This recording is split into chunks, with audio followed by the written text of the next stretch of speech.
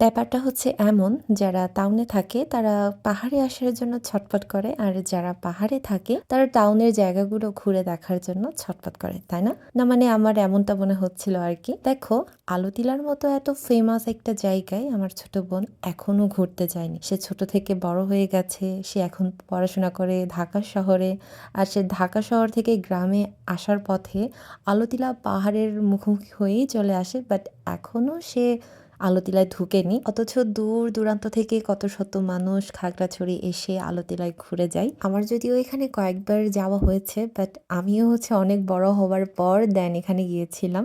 মানে ছোট থাকতে আমিও যাইনি। তো মাম্পির এইটা ফার্স্ট টাইম আলতিলা ভ্রমণ। এটা যেহেতু মাম্পির ফার্স্ট টাইম আলতিলা ভ্রমণ ছিল, আমি চেয়েছিলাম ফার্স্ট টাইমেই তাকে গুহার ভিতরে নিয়ে যেতে। কারণ আলতিলা যাওয়ার পর যদি তুমি গুহার ভিতরে না যাও তাহলে তোমার আলতিলা ভ্রমণটাই বৃথা হয়ে যাবে। আর যেহেতু আমরা গুহার ভিতরে যাব, তার জন্য আমরা সকালেই গিয়েছিলাম আর কি। কারণ বিকালে গেলে গুহার ভিতরে ঢোকা পসিবল না। এখানে যেমন গুহাটা দেখার জন্য সবাই আসে, তেমনি পাহাড়ের যে সৌন্দর্য, যেটা আলতিলা গেলে বোঝা যায় আর কি।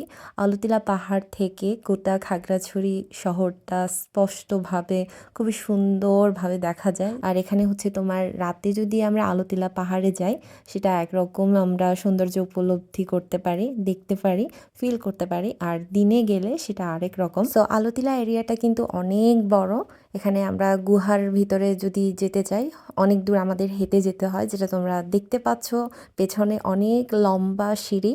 আমাদের কত মিনিট হাঁটতে হয়েছে সেটা আসলে আমি টাইম দেখিনি। যদি টাইম দেখতাম তাহলে তোমাদের বলতে পারতাম, বাট এইটা বলতে পারি আমাদের অনেক দূর হেঁটে যেতে হয়েছিল। অ্যান্ড আমরা এখানে যে টাইমে গিয়েছিলাম সেই টাইমে একদমই মানুষ ছিল না। আমি এখন যেখানে বসে আছি এখানে আমরা অনেকক্ষণ ছিলাম, মানুষ এসেছিল, দেন আমরা গুহার ভিতরে ঢুকে গিয়েছিলাম। এই গুহাটার বিশালতা এত বড়, এত শুনশান, এত ঠান্ডা যে এখানে একা যাওয়ার সাহস কারোরই হবে না। আমি যদিও অনেকবার আলতিলায় ঘুরতে গিয়েছিলাম, বাট এই গুহার মধ্যে আমার এটাই সেকেন্ড টাইম যাওয়া। এখানে যাওয়ার পর আমার অবস্থা এমন হয় যে না আমি সামনে যেতে পারবো, না আমি পেছনে থাকতে পারবো, আমাকে অবশ্যই মাঝখানেই থাকতে হয়। জায়গাটা এত ঠান্ডা, এত শুনশান, মানে কোনো কোলাহল নেই, জাস্ট একদম অন্ধকার।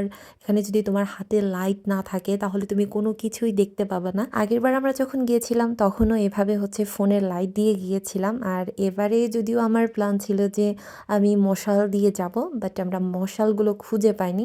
এগুলো নাকি ওইখানে বিক্রি করে, বাট আমরা ওগুলো জানি না কোথায় বিক্রি করে। তো এখানেও আমি টাইম দেখিনি আমাদের এই গুহাটা পেরোতে কত সময় লেগেছে। আমাদের পেছনে আরো এক দল ছিল, যার জন্য আমি একটু কম ভয় পেয়েছি আর কি। তারা একদম গান করে করে আসছিল, তাদের মনে কোনো ভয় নেই, এরকম একটা অবস্থা। যাই হোক, ভেতরে কিন্তু আরো অনেক কিছুই দেখার আছে, যেটা তোমরা ভিতরে না গেলে বুঝতে পারবে না। আর সেটা আমি তোমাদের দেখাতেও পারবো না, বলতেও পারবো না। সেটা জানার জন্য হলেও তোমাদের অবশ্যই আলতিলার গুহার ভিতরে ঢুকে যেতে হবে।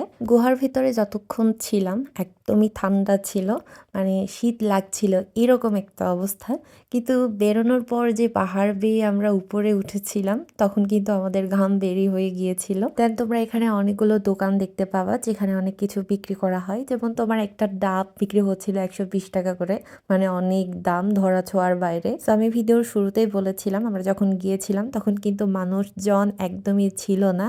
অ্যান্ড এখন দেখো কত মানুষের ভিড় এখানে। আর আমি ভাবছিলাম এই শীতের সময়ে এই এত বড় রোদ কোত্থেকে এলো, মানে এত রোদ এখানে যেন গা জ্বলে যাচ্ছিল, এরকম একটা অবস্থা। তারপর আমি শুরুতে যেটা বলছিলাম আর কি, আমরা এই এলাকার হয়েও কিন্তু আমাদের এটার প্রতি তেমন একটা ফিলিংস নেই।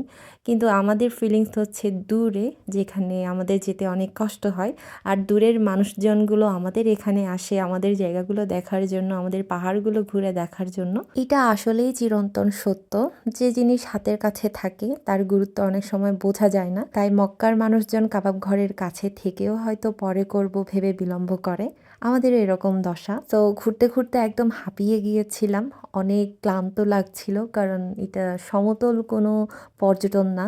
আমরা জাস্ট পাহাড়গুলো উঠছিলাম আর নামছিলাম, যেটা তোমরা নিজেরাই দেখতে পেয়েছো। তো এই ছিল আমাদের আলতিলা পাহাড় ভ্রমণ। তোমাদের কেমন লেগেছে অবশ্যই কমেন্ট করে জানাবে। আর যদি ভালো লাগে তাহলে অবশ্যই লাইক কমেন্ট শেয়ার করে দিবে।